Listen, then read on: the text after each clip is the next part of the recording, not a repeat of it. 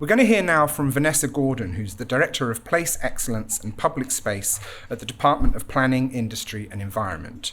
And Vanessa will deliver our opening address. So please put your hands together and welcome Vanessa to the stage.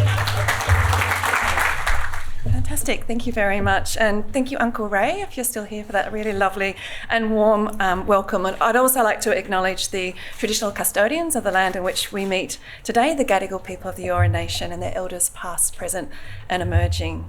So my role today is really, I think, to set the scene and I hope a bit of the tone and the stage for the speakers that are coming up. This can't really be done without acknowledging that today builds on years of progress that everyone in this room has made and others that have come before us. And it's led to the really strong strategic platforms that we have today in policy. But of course, still work to do, new challenges to meet, and steps to be made in areas we may not have even considered 10, 20, 30 years ago. But I hope we can all come together to share the knowledge that we bring today, and it's an opportunity to add to each other's knowledge, and that sharing that passion that we have. People often approach planning with a very specific lens. It could be heritage, culture, environment, policy, and we're all fierce advocates, as we should be, for our space. But what I've seen the magic really happen is when we sit together and focus on those outcomes for place and people, and there's an appreciation of what each of us contributes to that. My focus today is on public space as a place, its impact on wellbeing, and the recent strategic policy platforms in place to support this. It's in the broader context of the Department of Planning, Industry and Environment with a shift to a people-centred approach to place. We want to enable places that are authentic, where local character is valued. And we know to be able to do that, we need to engage everyone in the process. And a principles-based approach to planning. A move to strategic planning away from process to enable better decisions. Rather than being reactive, having early conversations about what people value.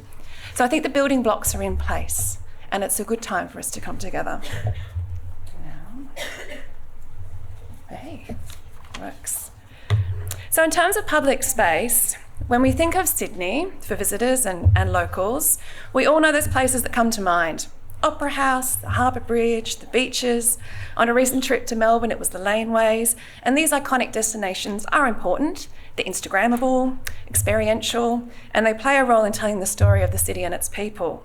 But just as important are those everyday public spaces, the ones that work hard for us 365 days a year. It's where we walk our dogs, have our kids' birthdays, hang out and meet friends, take 10 minutes to breathe, where I read a book. I grew up in Blayney in Western New South Wales, and you think there would be oodles of public space. I don't know if anyone's here from that area. But for my family, the key public space was the main street. That's where we met our friends, our families, where we sat and where we gathered. It was a short main street. There was not a lot on there, but it's where we went. The UN definition of public space are places publicly owned or of public use, accessible and enjoyable by all for free and without a profit motive. And this allows us to access a really broad and rich international conversation on public space. Under this definition, the types of public space include streets, avenues, boulevards, pavements, and the work Lucy, our keynote speaker, has done in Healthy Streets kind of goes to the heart of place-based approaches for me and the importance of public life. She's got some great examples of where multiple disciplines have come together around a shared vision of wellbeing to create great places. It also includes public open spaces, parks, reserves, beaches, riverbanks, parks, waterfronts, and also public facilities, those libraries, community centres, museums and galleries that are free and publicly accessible. We can also look at public spaces through an infrastructure lens, green infrastructure, but also community and social infrastructure. And you could also look at it through a lens of ownership. They can be publicly owned or privately owned public space, affectionately known as POPs. Okay. So I think about public spaces as places. Place is a really interesting concept. It's a space with meaning, and it's been explored for a decade, since the 50s, 60s, 70s, and even earlier through human geography. And place is everywhere right now, but what does it mean? If I reflect on the evidence, that place is defined by its location, its physical attributes like its design, the trees, the paths, and then just as importantly, its public life. From these and its context around it comes its character. So it's important that we're not creating these non-places, these homogenous could be anywhere places. And the key to the meaning of public spaces is this public life. And from this comes the attachment people have because of its beauty or through how it's experienced. I find the idea of attachment really interesting. There was a lovely 3-year study in the US by the Knight Foundation called The Soul of the Community that found attachment in itself has real social, economic and health benefits. And attachment is most strongly associated where there's social offerings, openness, a sense of welcoming, physical beauty and green space. It's working. I only want to touch quickly on the benefits of public space. I think this room is full of experts in the benefits of public space. So I don't want to labour on, but just a few highlights. We know it contributes to our social identity, inclusion and cohesion. The World Health Organization recognises substantial evidence base to show that green and public space is good for us. It's associated with health benefits, both physical and mental, including reductions in illness and death. In other words, our open spaces and public spaces are powerful in the fight against obesity and ill health. I like Uncle Ray's yarns that he has, and my very personal story is when I came back from New Zealand 10 years ago with 2 young boys, we were just finding out about the real challenges of having a child with disabilities. I mean, every family with disabilities has their own journey and experience, but at that time, I had to allow so much more time and effort just to get out of the house, to get somewhere. Where we could go was really limited. But we found one park in our neighbourhood, and it was the only park for miles that was fenced, had clear sight lines, was safe, and more importantly, it was where my son could be out of a disability setting with other kids. I can't tell you the importance it was to our family in terms of isolation and social connection. So it really is the stage for these social connectors that can facilitate the creation of social capital and the scene of our public life. They encourage us to walk more, play sport, share an experience and learn our stories through museums and libraries. We know play is important to children's development. We know intuitively, and there's also increasing evidence, that just nature, being in nature, is good for our physical and mental health. So public spaces are the living rooms of a place. And more than the space between buildings, it's the coming together of the many pieces across our cities and towns, the combinations of the streets, parks, museums, libraries and plazas that we share. Now, I started my career in health promotion and community development. That feels like a long time ago. I won't tell you how long ago. And I worked through the multifaceted and layered approaches needed to support community behavioural change in breast screening, cervical screening, drug and alcohol. I get that it's complex, the life cycle is long, and attribution is really challenging. Planning is a powerful enabler, and I'm from the Department of Planning. Through built form, the types of uses allowed in these spaces, but I acknowledge it's not the only contributor. There are also services, programs, there's garden beds that need tending, there's programming that needs to be done, there's operational things to consider. So although planning is one of the contributors, we actually have a great opportunity now with the planning system reorientating to place and principles to highlight the importance of public space in creating livable communities and healthy communities. Quality. So successful public spaces, it's really about their quality and walkability that make the difference and come to mind. The quality of a public space is key to people being both active and connected.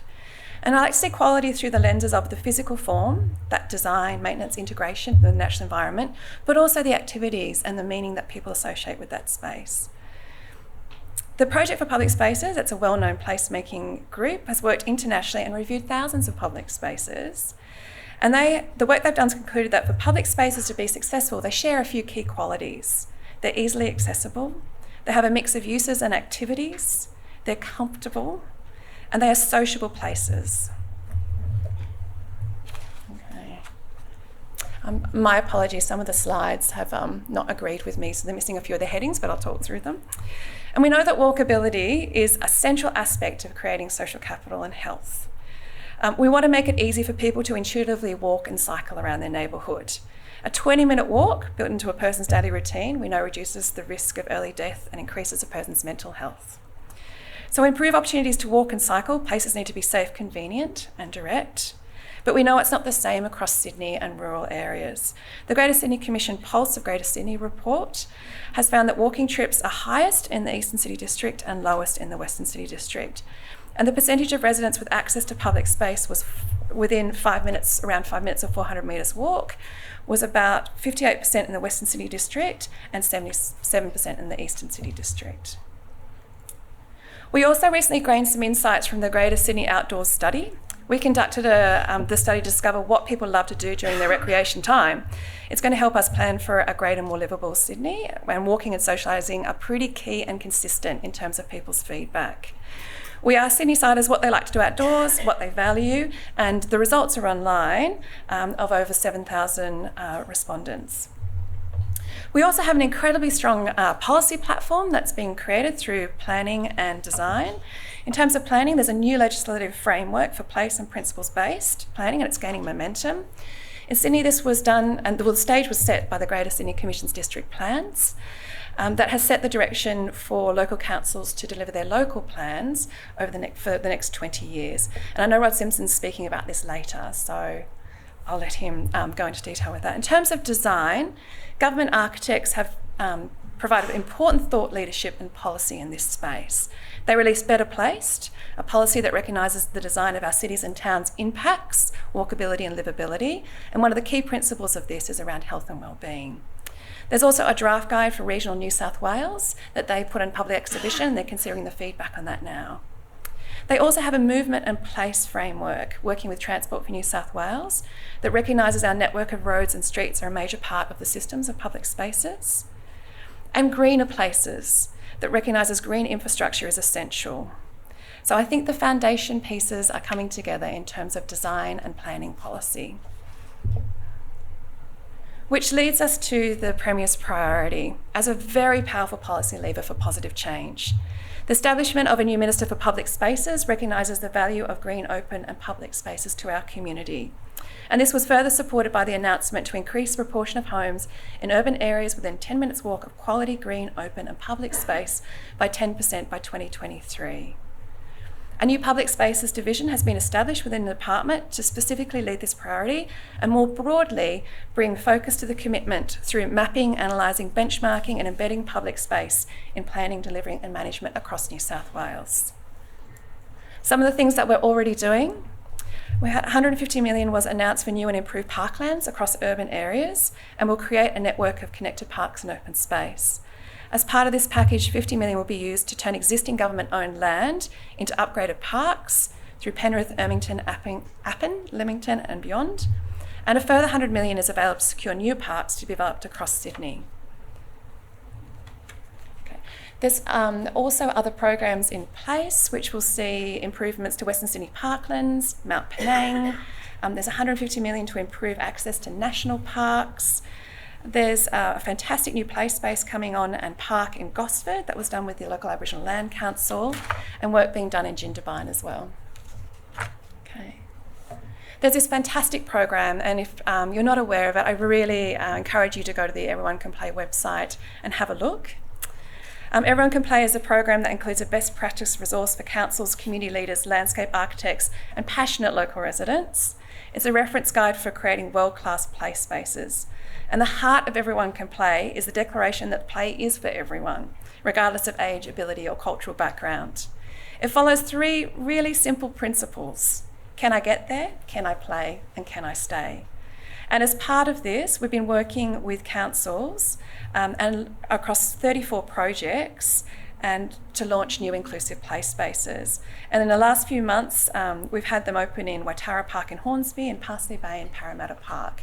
And they're just delightful spaces. I encourage you to go and have a look. Okay. I think how long have I got? Okay. Great. Let's skip that. So with the policy platform that we have and with the Premier's priority and access and quality in mind, how are we going to achieve the Premier's priority? Well, not alone, definitely not alone. To have impact and also long-term to shift the dial to really positive outcomes, we need to work together with everyone in this room and beyond. We're thinking about public space, how do we create more space, better space and more activated space? and how can we all contribute to these outcomes. We're looking at changes in the system, we're looking at targeting interventions with local councils, and how do we collaborate with the community and local citizens. I think engaging our citizens is absolutely paramount, and this is at all levels.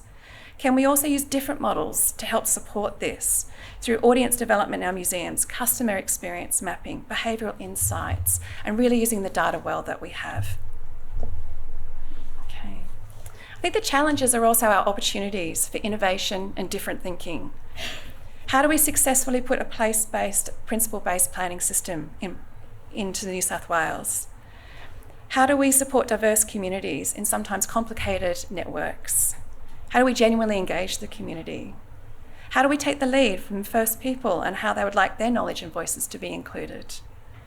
How do we build an appreciation of each other's expertise and knowledge and break down those barriers to focus on community good and community outcomes? So I think the key to our success will be collaboration, and I know it's challenging. It's early, but for the Premier's priority, it's very early days, and this is really an invitation from me to everyone in the room in terms of your ideas, your thoughts of over the next 3 to 4 years, how we can work together to achieve the Premier's priority. So thank you very much.